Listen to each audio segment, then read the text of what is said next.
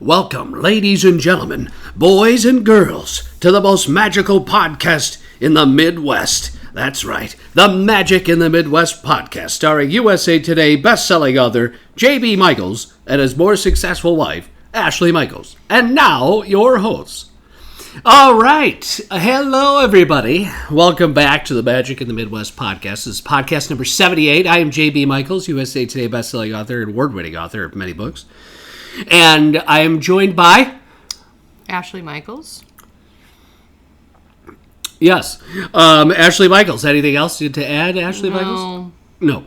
Okay, so this is the 78th podcast, ladies and gentlemen. We are brought to you by magicinthemidwestpodcast.bandcamp.com, which has a lot of subscription-only episodes for as little as $3 a month. You can, listen to a lot more content that you would not find here on the regular podcast stream. Indeed. Mm-hmm. So... do with that what you will, right? Magic in the Midwest podcast. Yes, you need bandcamp.com. JB and Ash. Right. Also, we are now officially on Spotify. For a long time, Libsyn said that we were publishing to Spotify. And we weren't. And we found out later that was not happening. So now we're officially on Spotify. So if you know people that use Spotify, now you can tell them, hey, the podcast is on Spotify if you want to listen. So please share that with your fellow people. We should probably put that on the social media. You're telling me what to do? Yeah, because it's apparently your podcast. So. All right. So only when it comes to doing the stuff that you don't want to do. No, you say that. You said this is my podcast. Said that last week.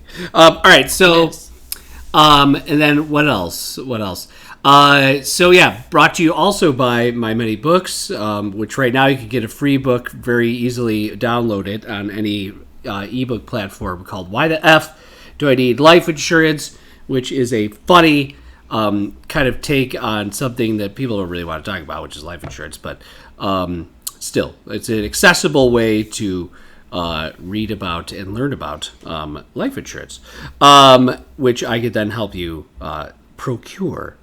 Also, many books, also Machiavelli Mysteries, the Tannenbaum Tailors, which always becomes present in our minds around this time of year because it's a very holiday-driven action-adventure series. So please check out those books. So lots of fun things going on in the world of Ash and JB and the Magic at the Midwest podcast. Also, through the podcast, we have met lots of people, lots of great people, got lots of great feedback. One of those people helped us immensely plan our trip to Universal Studios, which we did in October, which is what we're going to continue talking about today. And that person is Emily, and she is a vacation. She's a vacation. She's a vacation. She's a vacation planner through Magical Mouse Travel. And she can book all of your accommodations for you, your dining, and she will also monitor for savings for you. She is a great resource. She's very knowledgeable. So check her out if you're looking to plan a trip to Disney, Universal, or Disney Cruise Line. The best way to get a hold of her is through email, and her email is emily@magicalmousetravel.com. Emily@magicalmousetravel.com. Yeah, yes. And she helped us a ton with our last visit, as JB was talking about, and it was seamless and amazing, and her dining recommendations were also super great, and check her out. Right. So last week we talked about kind of the end of our first day. Well, actually, it was more like our first half day, because really we got there at about... we got in the park at like 6. So. Yeah. So we had, good fun at Halloween Horror Nights the first night. And then, the next day is when we, kind of had a full islands or full Universal Universal Islands of Adventure type day. It was mostly Islands of Adventure. We did sneak on over to studios later in the day, but for the most part, we were in islands. And because there were lots of new things that we wanted to make sure we checked out, we also hung out with another couple friends, T-Bone and Tara, so shout out to them. So this is our day spent with mostly them and other friends, but for the most part, it was the four of us. Yes. Okay, so the very first thing, so we got up, we had the breakfast, at the Hyatt place. Yeah. And then we just kind of chilled, got back, and then we got into the park, we left around 9:45? Yeah, I think it was 9:45. We met downstairs and then got in the lift or whatever at 9:45. Yeah, we got lift at 9:45. We're dropped off at Hard Rock Hotel, which you don't even have to walk through the resort if you don't want to. There's really kind of no point in walking through the resort. Right. You can actually walk. So if you do get dropped off, a pro tip, if this is something you're interested in doing, not staying on property but getting dropped off at Hard Rock, you get dropped off at the entrance of the hotel, and then if you go to the left, there is a walkway and a stairwell. So if you walk that way, you go down the stairs, then you're on the walkway, which is the path to the parks and City Walk. Yes. So you can, and then there's also, this is funny because people get freaked out by this who've never done it before, but there is a shortcut. You can walk through the butterfly garden. That it's literally a garden, but the path actually would take you all the way around it, and so you do shave a few, a few seconds of your walk. Yeah, it really only freaks you out on the way home, especially if you've been to Halloween Horror Nights and then you're walking through this random area. Yes. So I would say that it is. Quicker to go that way. I mean, Hard Rock Hotel is nice. You can walk through it to just check it out if you want, if you've never been there. It's weird. It's Hard Rock Hotel is it's like a Spanish Mission style hotel. I mean, that's literally what it is. Yeah. I really like the aesthetic. It's just weird, I guess, because it's Hard Rock. So it's a multinational or international brand. It's a very nice hotel. You know what I mean? It's just, I guess what it is, it just doesn't feel, as transportive, as other hotels. I feel like you're kind of walking into a hotel that you could be in anywhere. You know what I'm saying? It's still really, really nice. But, it's really... I like the aesthetic, to be honest. I mean, it's one of my favorite aesthetics. But, okay, so we walked there. We first headed directly towards Jurassic Park, which is confusing, right? Because we've already talked about this. Technically, the island is called Jurassic Park. But we walked over to the Velocicoaster first. We did. Yes. It was our first time for all four of us. Yeah, first time for any of us, because it's new. It just came out. It opened in April, I think.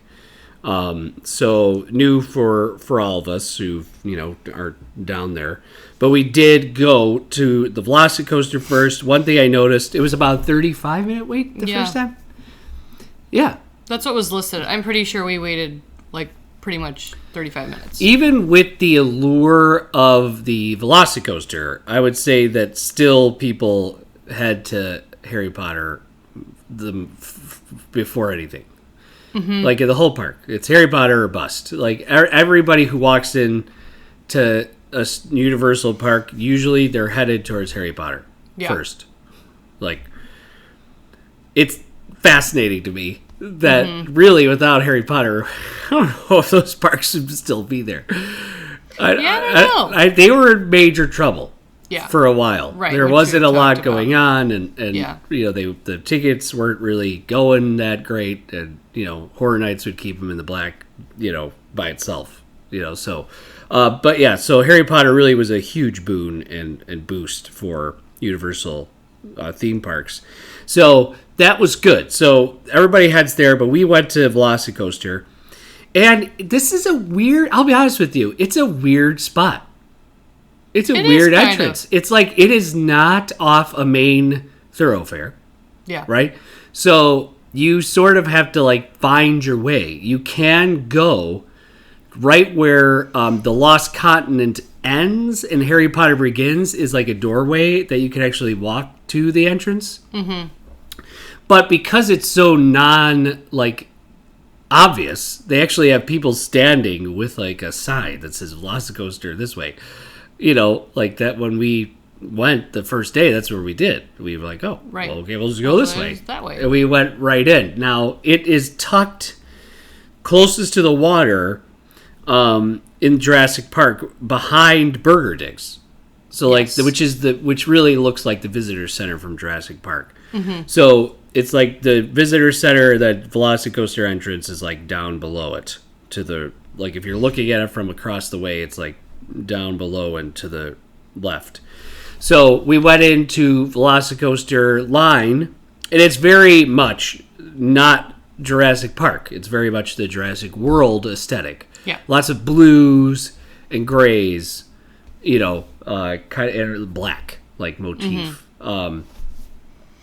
The line is predominantly outside, I would say, for the most part. And it's, you know, nothing really that spectacular. No. As far as the queue on the outside, it's mostly just turnstiles. There's that really cool statue when you get closer to going inside. Yes. With a like raptors. A bunch of raptors. Yeah. That was really cool. So lots of great photo ops right there. I also appreciate that they have those really big fans in that area that he's talking about. You're technically outside, but it's like a covered outside section of the line queue, and there's really big fans in there, which keeps it pretty cool. Yeah. Not all the rides have that. When we get to Hulk, we'll talk about how hot it was inside their line. Oh yeah, Hulk was crazy. Gross. We'll get there probably next podcast, but yeah. So Velocicoaster, now it starts to get more interesting as you get into the inside the building. Okay, you start to see, now we're in Jurassic World. I can really feel like we're in Jurassic World. There is a really cool spot where the raptors, there's a screen, and the raptors like walk past you. Mm-hmm, like, because you're supposed to be within the raptor pen. Right. Yes. Okay, so that was really cool. And then there's a part, so there's Mr. DNA is there.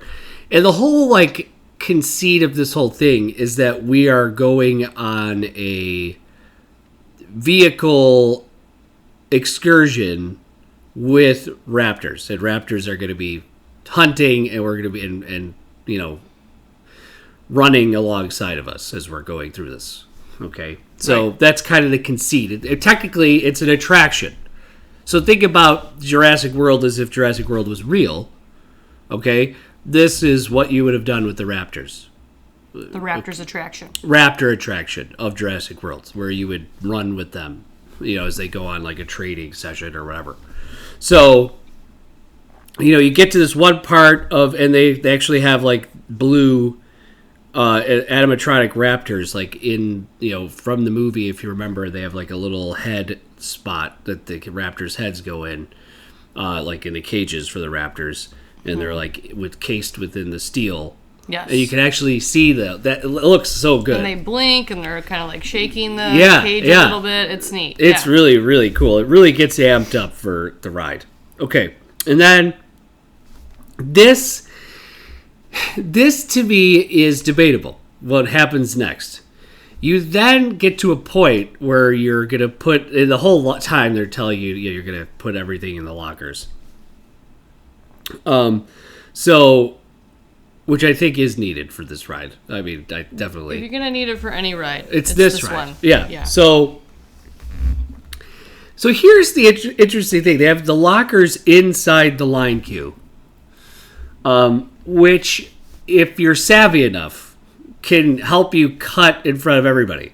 if you know what I'm saying, like it's actually a weird, like, free for all type of thing. You go to your if you go to your locker, you get in your locker fast enough, put all your stuff in. You could get up in front of everybody that's in that locker area. Or get behind everyone. Or get behind everybody. And if you put JB in charge of finding a locker, you will be behind everyone. I think I was confused by what you were saying to me. It wasn't your fault, but I was confused by what you're saying. I mean, it is your fault. Blame. It is your fault. No, but it was like I was confused. It was what you meant, because I was like, what are you talking about? There's like these red and green lights by all of the different sections where you can put your stuff. Like sections of lockers, and if they're red, that means no locker in that area is available. Mm-hmm. JB didn't understand this concept and was like trying to open lockers in the red light section. I was like, that section is red. And then he kept looking at me, and apparently he didn't know what confused. That meant. I was being confusing. Me. You were. But you know what? I will say that, I mean, I get it. I prefer that situation to having to put stuff in lockers outside of the ride. Okay. Because you can kind of have your stuff with you longer. You can just get in line, have your phone and all that with you, and then, everyone has to put it in a locker. I think it eliminates the people sneaking by with stuff and then having to tell them when they get to the top of the line, you can't ride with that. You know what I mean? Right. It does eliminate that I guess situation. it might help with that, yeah. It is... Especially for this ride, because it's, longer wait time. It's going to be at least for a while. Not when we went on it this time. The second time we rode it, it was a 90-minute wait. But yeah, I mean, I don't really know if there's any better way to do that. I don't know. You can't have people go one at a time. It would take forever. I think they have issues. I think for sake of space, they did it this way. I don't think there's any other reason that they did it. They would have done it differently. It's just space. So if you want to really cut the line, what you could do is find a different locker outside of the attraction and put your stuff in it. And just already have, like everything, your phone, you have to go through a metal detector, some other thing, so you can't cheat and have all that stuff with you. So if you want to just be able to bypass everyone using the lockers, there's a tip that you can... So you could just actually, once you get to that locker part, just go. Get in front of everyone. And there's some lockers like around the corner. So when we first walked in, I mean, the issue was that none of the lockers around us, those areas were available. Right. So we were kind of like, well, what do we do now? Yeah. And then we didn't know that there were lockers. Yeah, and it could really. So if you happen to walk up to a spot where the lockers are already taken, it's going to take you a while to find another one. I get it. I think operationally it does help, but here's the other issue with this though. One thing I noticed is that I'll be honest with you, I think this is a bad move. I actually don't dislike this a lot. And it wasn't just because I struggled with the one part of it. It's because what Universal does is they allow the party to go up, and then whoever's putting stuff in the locker can just cut in front of everybody that gets in between those parties. And that's encouraged by Universal. Like they said, oh no, don't worry, go ahead up. Like they want to clear the area as quickly as possible. So they're telling people. So if you have 5 people and 4 of those people need to put something in the locker, one person will do it. The other 4 people or other 3 people will go up. Yes, or 5 people will I'm go. Gonna interject here. I just don't like I think that. The way it feels is not great. I feel cheated. But I am going to say that cheated. In the grand scheme of things, you're at the most on the next train or 2. I mean, it's an extra 3 minutes. Right. It's really not that big of a deal. Right. It's just sort of annoying because you're so far into the line. And really, we could have done that. We could have given all of our bags to you and went and stood in the line. But we didn't because we were we're 40-year-olds. It's fine. Really not we're going to be fine. Big of a deal. Yeah. But then, people are behind you on the stairs and everyone's walking past you because you're in line and they're, someone they know and 10 of them walk past you. Yeah. I mean, I think we should move on and not talk about that anymore. But... Well, I'm just saying I don't like that. So that was a bad move. Yeah, but how else are they going to do it? Have lockers somewhere else? Well, they do have lockers somewhere else. I kind of, as a woman who's carrying more stuff, like that the lockers are in the line. I think they should use that little space in Jurassic World, or the store on the bottom floor of Burger Digs, and just have the lockers there. Yeah, but their stuff's really far away, and then for people that have to have, can't be in a line for 2 hours without something, I mean, I don't know. I think it feels different because you're already in line. If you have a ride where you have to go to the side, all those people are technically, quote unquote, cutting in front of you while the rest of your party has to put stuff into a locker. It's just because it's at the beginning. They don't think about it. Right. Yeah, I don't know. It was just, I mean, I understand from a standpoint of, where else are we going to do it? And this way people have it and they know it, and it's a situation where we can do that. I wonder if they'll do that more and more. I just feel like also, one thing we noticed during our trip this past time is that there were incredible amounts of line cutting. And what was happening was Universal was then trying to mitigate this because they must have gotten a bajillion complaints that day. It just depends on the day. That they started giving people like tickets at one point. Yeah. To try and dissuade you from the cutters from cutting. Because oftentimes also what happens is that like people will be like halfway through the line and somebody will just like literally, I can't tell you how many times people were just walking past. And it was I'll be honest, it was mostly younger kids. Yeah. I feel like high school, maybe college age, but more high school, I think. Right. But yeah, that's the thing about having a lot of line queues that are outside and somewhat more accessible from like the side. You know what I mean? You don't even have to go in the front entrance. You can kind of go to the side. And, that drives me nuts when we're at Disney too. And at Disney it tends to be more like crazy moms. I'm just going to say it. Yeah. It is.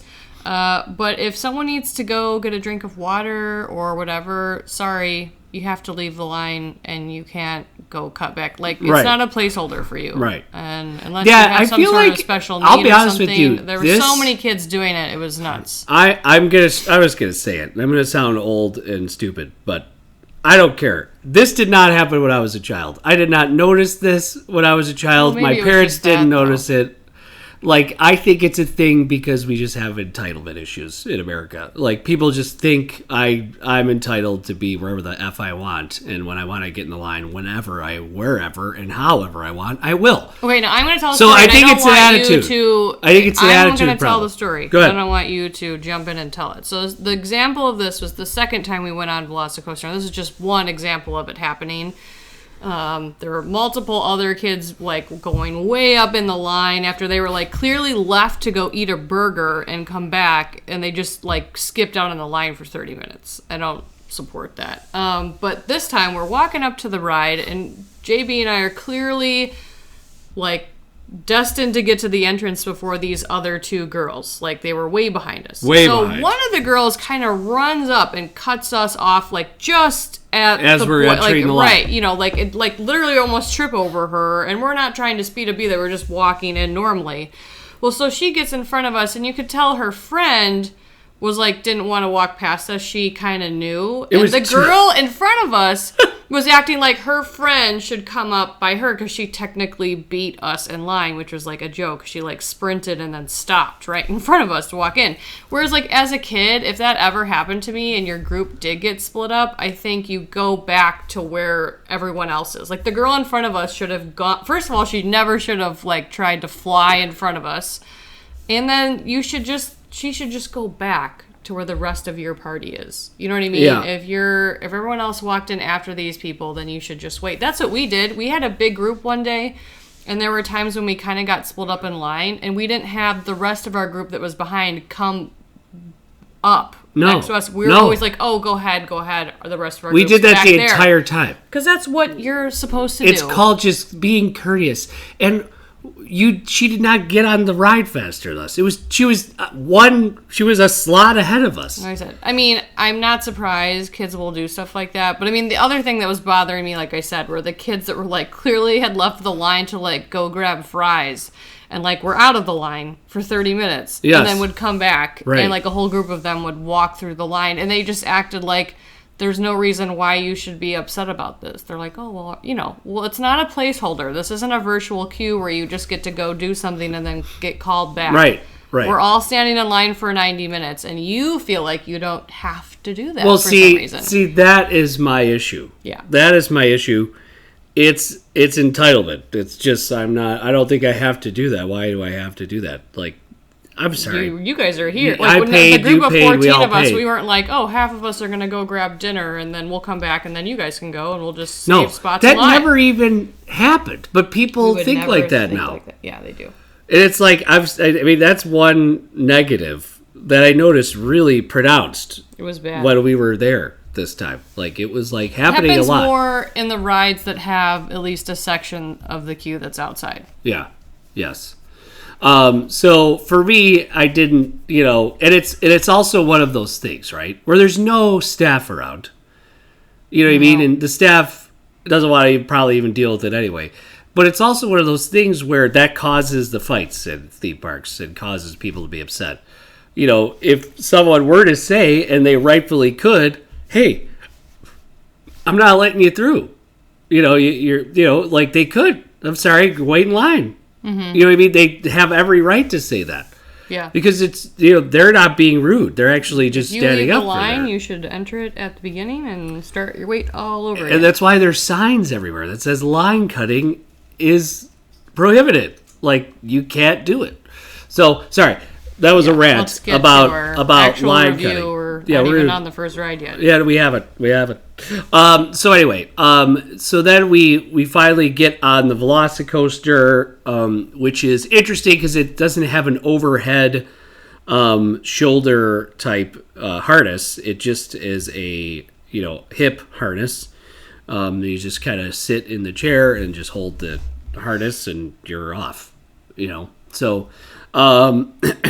So what do you think, Ash? What did you think of the Velocicoaster? I want you to go first. You always make me go first. Okay, so the Velocicoaster, this is one of those rides I would suggest that you definitely put your head back on the headrest. Don't try and look around or do anything silly. It's intense. And it doesn't let up really. So it's cool. You get to this one area and the raptors are like next to you in this the part of the raptor pen, and then of course they run, and then after they run you launch. So that's the first launch. And you're going through and it's super fast and it's super exciting. And I will say this, just total disclaimer, I enjoyed it much more the second time than I did the first time. The first time I was just I don't think I was ready for it. You know what I mean? Like, I didn't realize what it would be. So you get to a certain point in the ride, and you could still talk about this if you want, where you have another launch. So it's kind of, so it goes, and then it goes again. Mm-hmm. And that second launch, like, messed me up. Like, I was just, your body's natural clock is to think, okay, this is just a little breather maybe, but it's not. It actually goes even faster at that point. And then you go right into a giant, like, drop. So you go up and then right into a giant drop, and then you spin out over the water. I mean, it's incredible. It's an incredible rush. It's a great roller coaster. So first time I thought it was incredible, but I also wasn't quite ready. The second time I was ready. Okay, and I've enjoyed it much more. And I had my head back. I didn't not have my head back the first time. Plus, I was worried because I had my glasses on. The first ride, I was like, am I going to lose my glasses? But no, I mean, I was literally plastered to my face. Like, it didn't matter. You were going so fast, you weren't going to lose your glasses. So really, a fantastic roller coaster. Totally different and very, very smooth. So, what did you think? You guys, I absolutely loved this ride. Unlike JB, I really did enjoy it. I mean, I know you still enjoyed it, but my enjoyment on the coaster was about the same both times we were on it. Like JB is talking about, this coaster is relentless. I mean, it does not let up. It's a very intense coaster, and to that, I would note that if you have a kid that's tall enough to ride it, just think about, I wouldn't put them on this ride unless they really, really like coasters. Is what I would say. So, anyways, but yeah, it is all of your natural like inclinations about what coasters do and how they launch and how there are breaks at the tops of like hills sometimes. Those are all like dashed. Yeah. And this roller coaster just gets like faster. Yeah. Throughout the entire ride, and when you think it can't get any faster, it gets faster. Yeah. Which is awesome. Because I've been on other coasters that are supposed to be more intense like that, and they're either really uncomfortable, and it's more about like loops and the inversion and how fast, and like you feel like you're just surviving the roller coaster. This one, I feel like they achieve, the intensity of the coaster without it being really uncomfortable. But to what you're saying, a lot of the rides have these disclaimers, and this ride does have this disclaimer too, like the typical generic, don't ride this if X, Y, or Z. Yeah. But I feel like they really need to tell you more than they do, like to keep your head back, and this coaster is very intense. Like I feel like they don't really do it, and I do feel like it's kind of more necessary. Yeah, I do too. Like. And the first time we went on it, the girl in front of us did tell us how she goes, how normally on a coaster sometimes you won't press the bar down all the way on your lap because you want a little bit of space. She was like, don't do that here. And we all kind of laughed, but we're like, okay, whatever. And then we got off the ride and we were like, oh, that's why. Because that part of the water, over the water, you do feel like you're floating.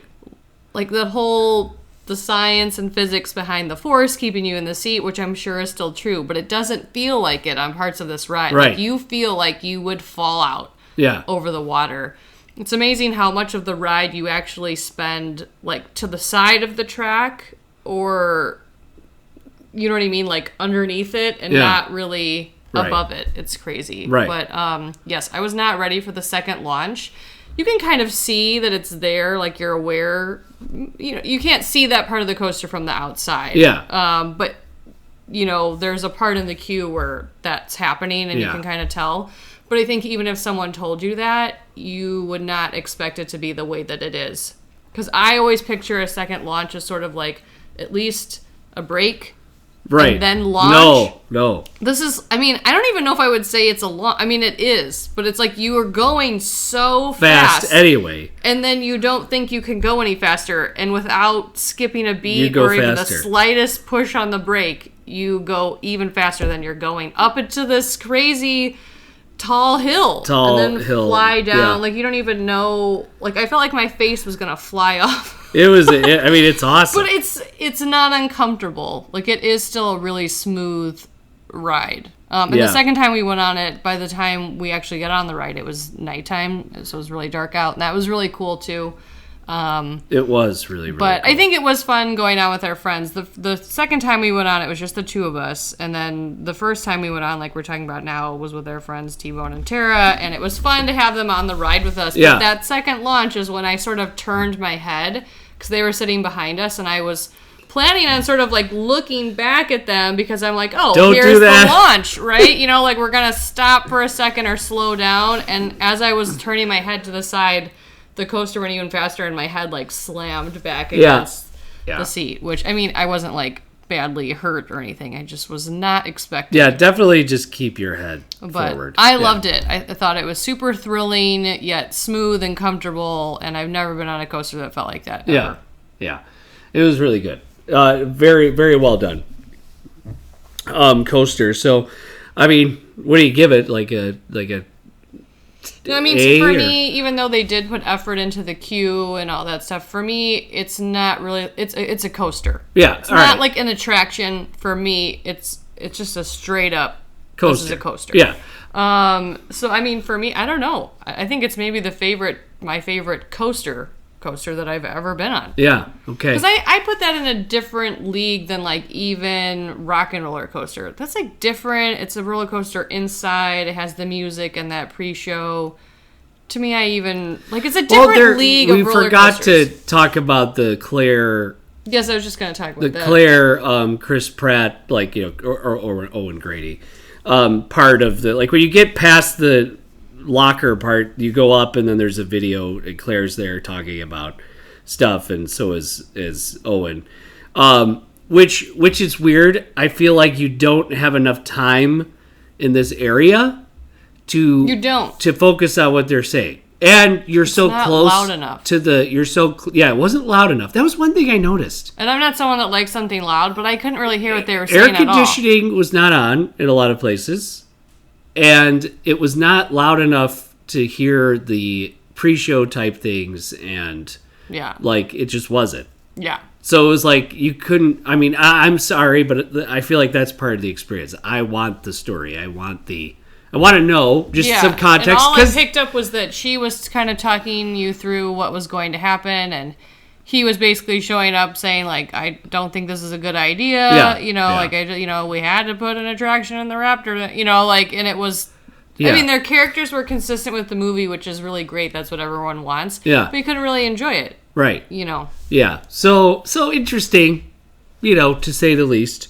As far as, like, we didn't really, like, I know it was funny, I'm sure, but I really didn't pick up on what they were saying, so that was kind of disappointing.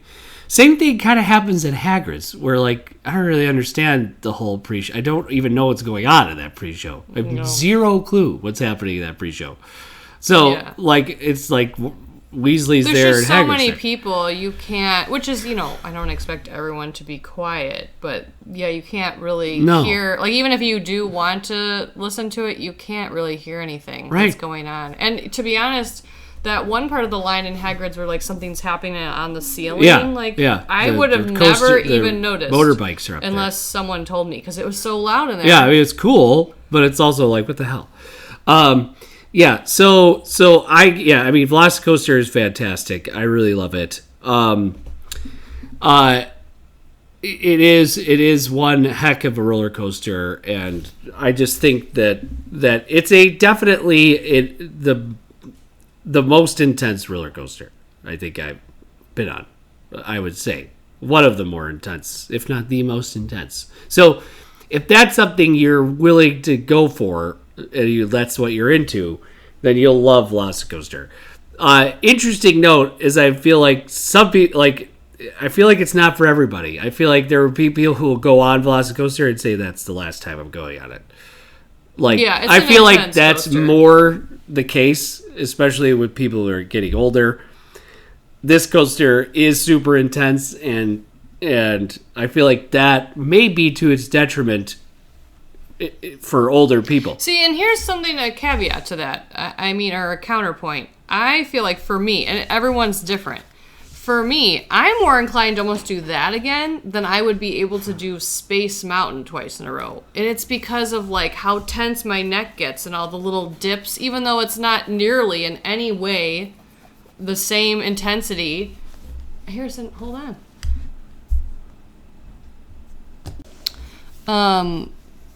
For me, when I get off Space Mountain, like, my neck is super tense, and, like, I can feel it when I'm walking around. Like, it's, for me, about comfort. And I still love Space Mountain. It's amazing. And it's not anywhere near as intense as Velocicoaster. But I could do Velocicoaster many times in a row.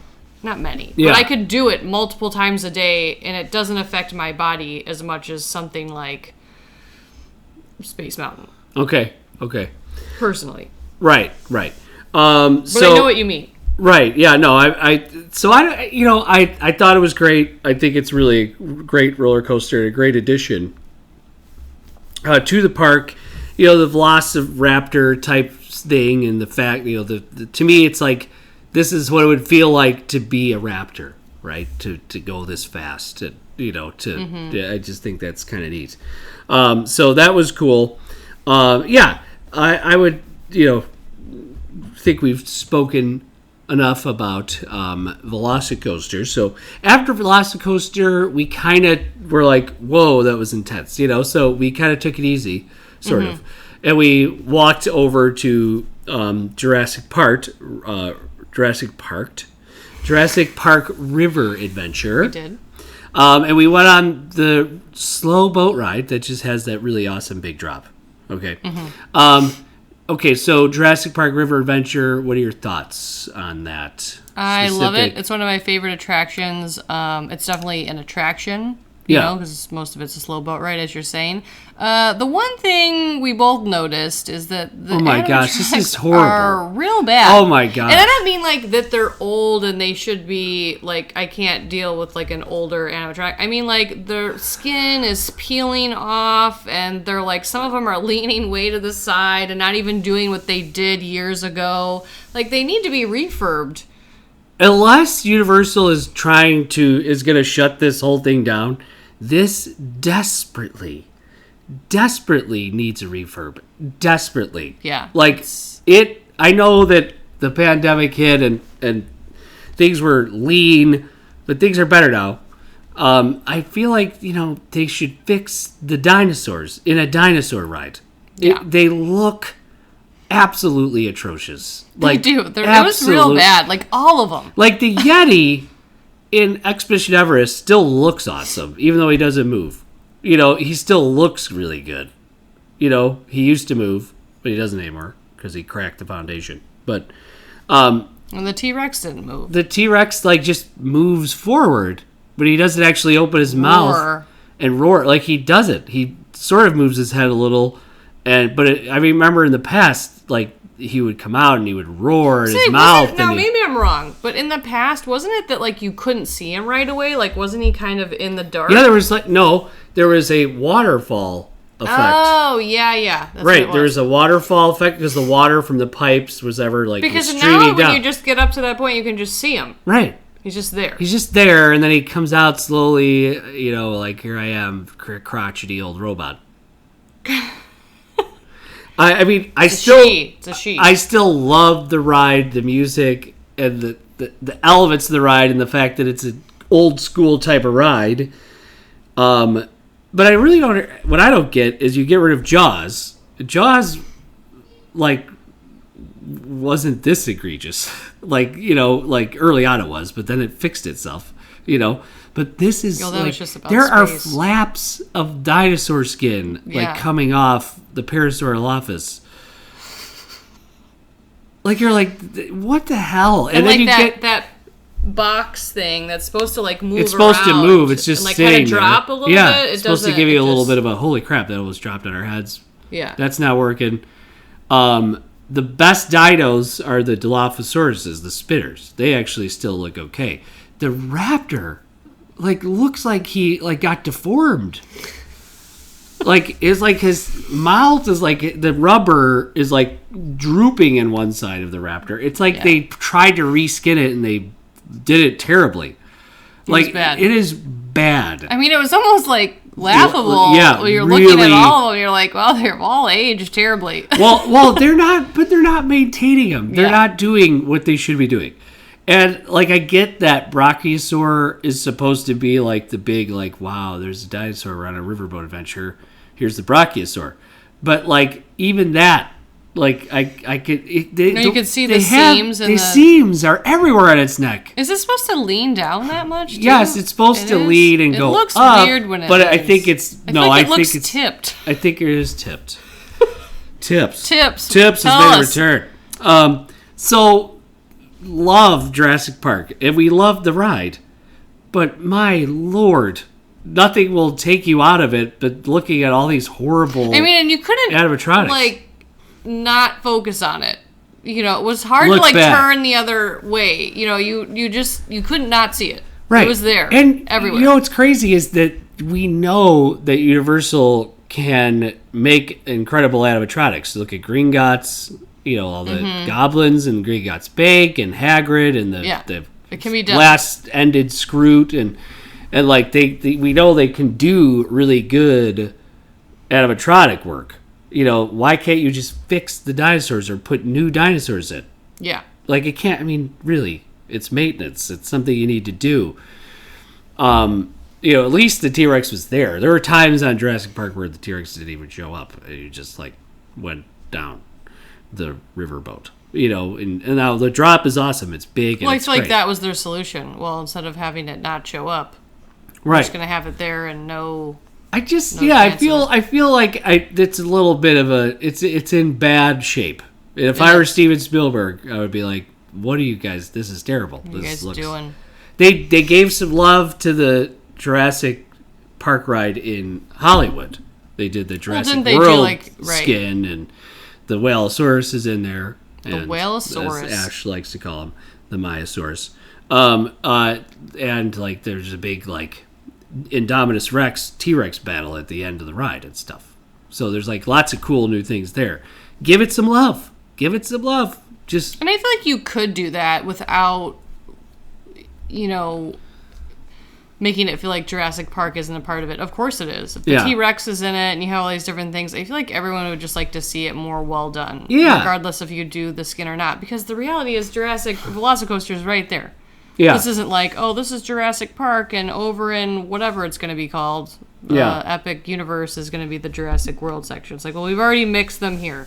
Right. I'd rather see... I mean, I think what they did over in Hollywood was really cool. Yes.